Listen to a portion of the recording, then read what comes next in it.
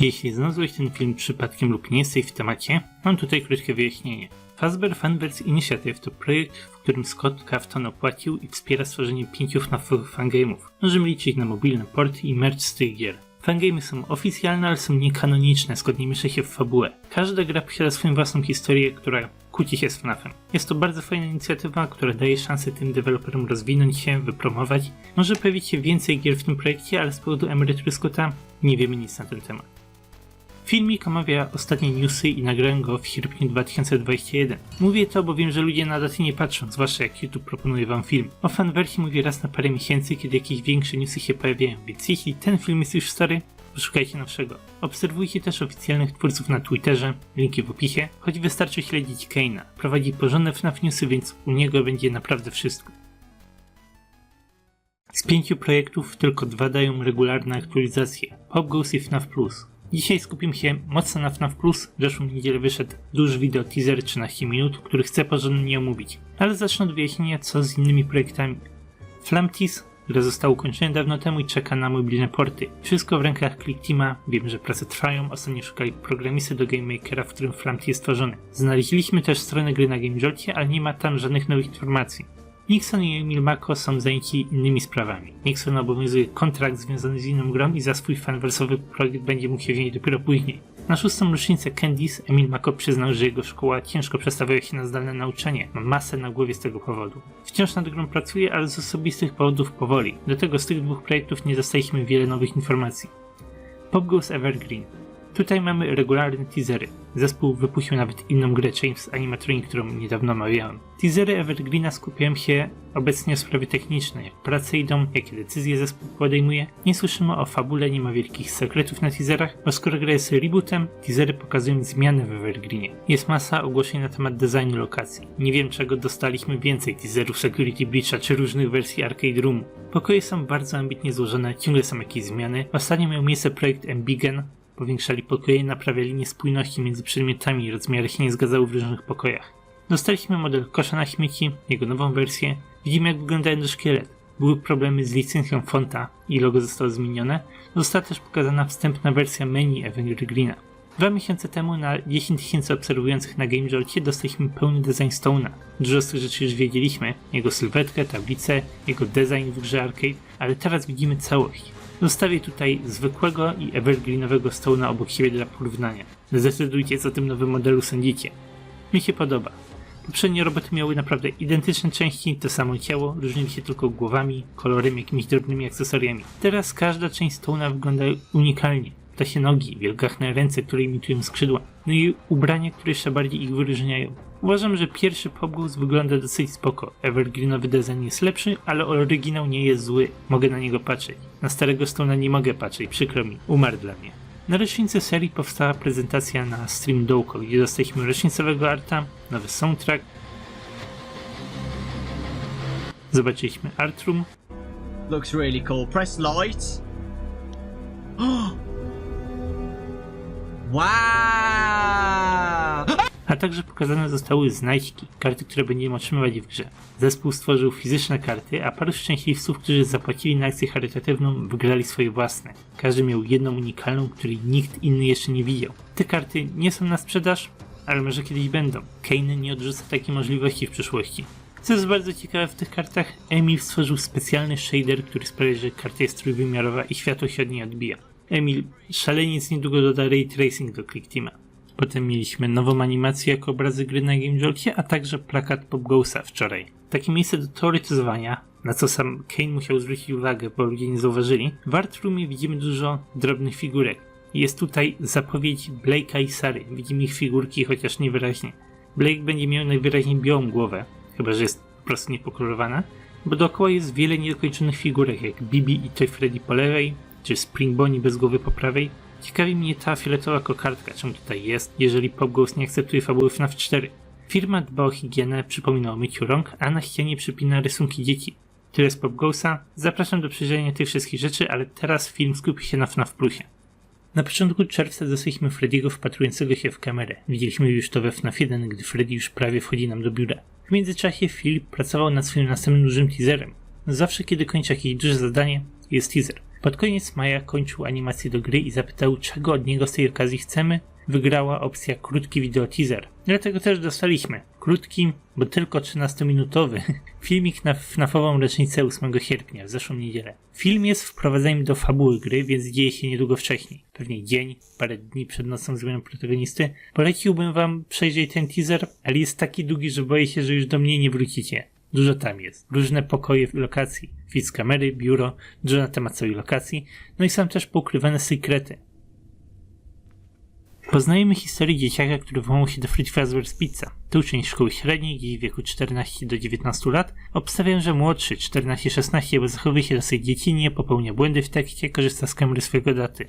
Bawi mnie to, że logo lokacji posiada 4 gwiazdki. Jakby firma twierdziła, że to 4-gwiazdkowa restauracja. Wszyscy raczej wiedzą, że Freddy zasługuje co najmniej na 2 ujemne gwiazdki. Oni naprawdę uznali, że przerażające animatroniki to za mało, więc na scenie w tle walnęli takie creepy słoneczko.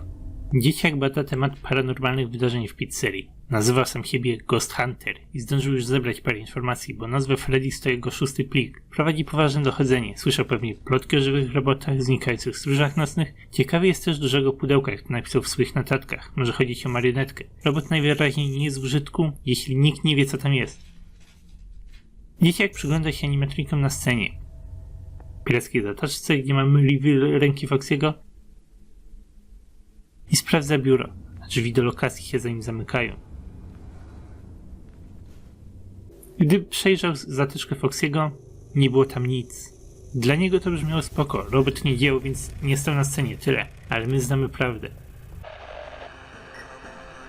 Jego radio do wykrywania duchów często łapie piosenki, które roboty pewnie śpiewają na scenie. W biurze zauważa Foxy'ego, więc ucieka do backstage.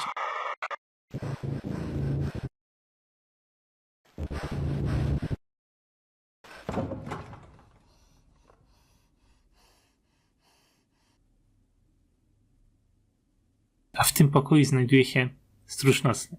Biuro było ciemne, więc chyba skończył się prąd i roboty go dorwały. Nie żyje. Znowu leci muzyka i muszę przyznać, Phil znalazł idealne kawałki. To zwyczajne piosenki, które w tej sytuacji mają przerażające podwójne znaczenie. Śpi, mała dziewczynko. Kiedy się obudzisz, świat będzie zupełnie inny. Złapię cię, czy będziesz gotowy, czy nie. Zamknij oczy.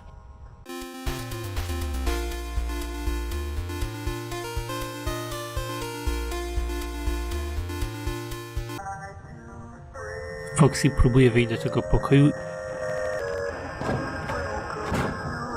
i drzwi się w końcu otwierają. Dorwa go marionetka i nie wiemy, jak wszystko się skończyło. Najpewniej zginął. Ale czemu robot miałby zaatakować dzieciaka? Najpewniej dlatego, że mówimy o szkole średniej, bo na przykład w książce Srebrne oczy animatroniki chroniły 11-letniego Jasona, ale atakowali pozostałych 17-letnich protagonistów. Phil mógł stworzyć tutaj coś bardzo podobnego. Animatroniki nie pytałem cię o dowód osobisty, żeby stwierdzić, czy powinien zaatakować. Ghost Hunter musiał być wystarczająco dorosły. Marionetka daje na tym teaserze bardzo podejrzane wajby. Wygląda na złoczyńcę. Nie zdziwiłbym się, jakby to zmierzało do czegoś zupełnie nowego, czegoś innego niż w zwykłym FNAF-ie. Bo wciąż nie wiemy wiele na temat ofiar. Morderca gdzieś tam jest, zabijał dzieci, ale ile dzieci zabił? I tutaj jest też dosyć ciekawa teoria. Morderca zabił 5 dzieci, w tym marionetkę. Golden Freddy nie został jeszcze pokazany. Według teorii dlatego, że robot jeszcze nie jest nawiedzony. Jeszcze, bo w tym momencie Ghost Hunter ginie i dopiero on staje się Golden Freddy.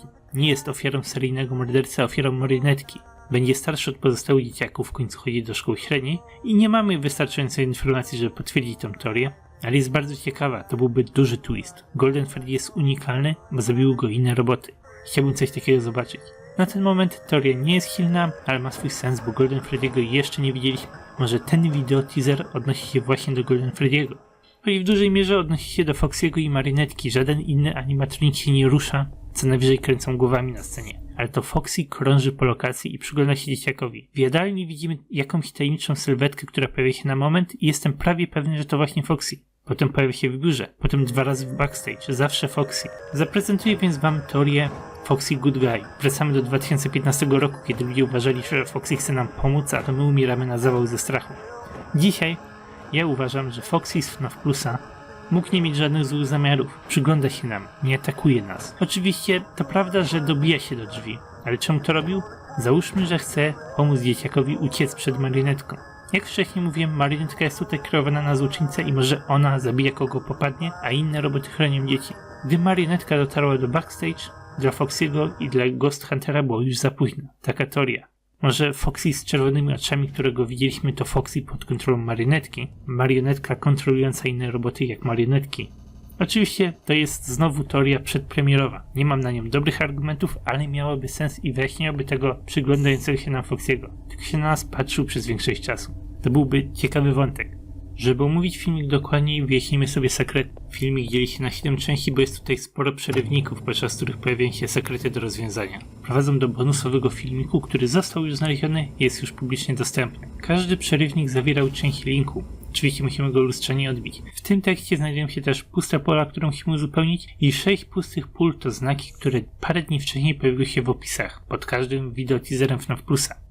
Ale musimy ustalić, które gdzie powinny trafić, i to jest trudny temat. Tak naprawdę nikt nie znalazł tego linku poprawnie, bo ktoś użył bota i znalazł odpowiedź na siłę. Później ja sam wyjaśniłem, jak zagadka powinna była być rozwiązana i Phil to potwierdził, po czym wrzucił dodatkowe rendery. Oczywiście była to inżynieria wsteczna. Wyjaśniłem rozwiązanie, bo miałem przed oczami gotową odpowiedź i nie do końca tak to powinno było działać. Ale byliśmy blisko. Gdyby nie ten bot, jestem pewny, że i tak starczyłoby 2 dni max. Już wcześniej rozwiązałem pierwszą część zagadki. Musieliśmy połączyć każdy element układanki z każdym filmem. Dopiero wtedy dowiemy się, która litera powinna się gdzie znaleźć. I żeby to zrobić, musimy znaleźć pozostałe sekrety. Tuż przed każdym fragmentem hasła dostajemy inną informację. Na przykład dostajemy skrawki jakiejś kartki. Jeżeli połączymy je ze sobą, jest to informacja dotycząca zniszczonej kamery 1B. Stróż nocny jest obwiniany i koszty naprawy pójdą z jego wypłaty. Ale chodzi tutaj właśnie o kamerę. Zniszczona kamera pojawia się w pierwszym teaserze, bo nie podlatuje do kamery i ją niszczy. Dlatego też ta część układanki powiązana jest z pierwszym filmem. W taki sposób powinniśmy połączyć wszystko. Drugi film testuje reakcję Freddy'ego. Pracownicy upewniają się, że wszystko działa poprawnie. W najnowszym filmiku w pewnym momencie widzimy tajemnicze litery i po połączeniu ich dostajemy logi z dokładnie tego wydarzenia. To samo i jeszcze więcej. Co zabawne, miało miejsce parę awarii, w tym awaria protokołu bezpieczeństwa i awaria kontroli robota. Firma jest bezsilna i robot jest niebezpieczny poza ich kontrolą. I dostajemy komentarz: zignoruj te awarie, napraw świąteczny specjal przed świętami. Nie obchodzą ich te poważne awarie. Ale tak czy tak, to jest drugie połączenie. Dialog mordercy z dzieckiem wiąże się z trzecim filmem. Mężczyzna mówi mu, żeby zostali na noc i zobaczyli, jak roboty się ruszają. Dialog kończy się słowami follow me i wcześniej łączy go z czwartym filmem, ale nie łączy się z trzecim. Ten dialog dzieje się po tym, jak roboty skończyły swój występ. Dzieje się podczas cichych godzin działania pizzerii. Ciche godziny przedstawiają film trzeci. Tak właśnie się nazywa. Takie połączenie.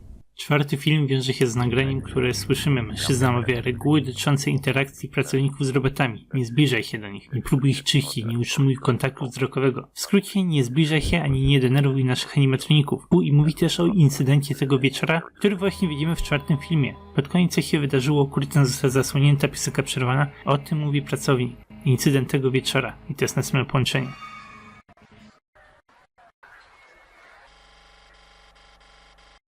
Piąty filmik jest trudny do wyjaśnienia, ale domyślamy się drogą eliminacji. Znajdujemy duży fragment tekstu i odnosi się on do opowiadania The Mask of the Red Death autorstwa Edgara Allana Poe. Phil często korzysta z twórczości tego autora, więc nic nowego. W skrócie, na bazie opisu z Wikipedii, szlachcice kryją się przed czerwoną śmiercią, groźną zarazą, która szybko zabija. Szlachta urządziła sobie bal przebierańców w 7 pokojach, 6 z nich jest rozświetlone różnymi kolorami, ale 7 pokój był ciemny, mroczny, niewielu gości tam było. O północy pojawił się tajemniczy gość, chory na czerwoną śmierć. Wszyscy bali się do niego podejść, więc przeszedł przez wszystkie pokoje. Okazało się, że ta postać zupełnie nie istnieje. Kiedy ściągnęli jej maskę i płaszcz, nie znaleźli nikogo i wszyscy goście zostają zarażeni i umierają. Można tutaj stworzyć dużo symbolicznych porównań. Pracownicy boją się podejść do nawiedzonych robotów, ale prowadzi to do konsekwencji, bo ludzie giną. Firma się powoli sypie. Postać w masce może też reprezentować marionetkę. Ale jak to się odnosi do samego wideo teaseru? Czy chodzi o to, że Foxy patrzy się czerwonymi oczami? Że marionetka jest pokazana? Może po prostu chodzi o całokształt zła, który dzieje się w lokacji. A może chodzi o to, że szlachcice umierają krótko po północy, a film nazywa się Night Mode. Nie jestem w stanie tego dobrze wyjaśnić, ale jak mówię, drogą eliminacji tutaj mowa o piątym filmie. Konkretne wyjaśnienie gdzieś tam jest, ale nie jestem jego dokładnie pewny.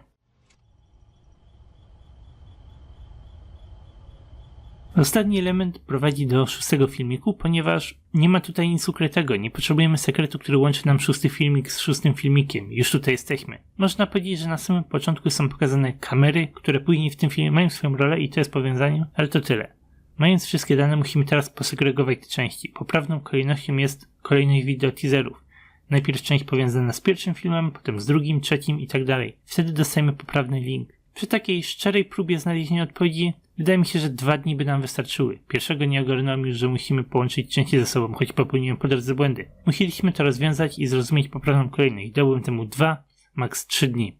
Wracając do teaserów, ten link prowadzi nas do dodatkowego, krótkiego filmiku. Pokazuje gazetę, która pewnie pojawi się na początku gry. Help Wanted, potrzebna pomoc. Poszukujemy stróża nocnego. Opis filmu mówi o zaginięciu naszego Ghost Huntera, które wydarzyło się 9 października. W podobnym czasie pojawia się ta gazeta. Firma poszukuje nowego stróża nocnego. Wiemy dlaczego, poprzedni dopiero co zginął. Firma twierdzi, że nie ma nic wspólnego z zaginionym dzieciakiem, a ich kamery nie pokazały nic nadzwyczajnego tego dnia.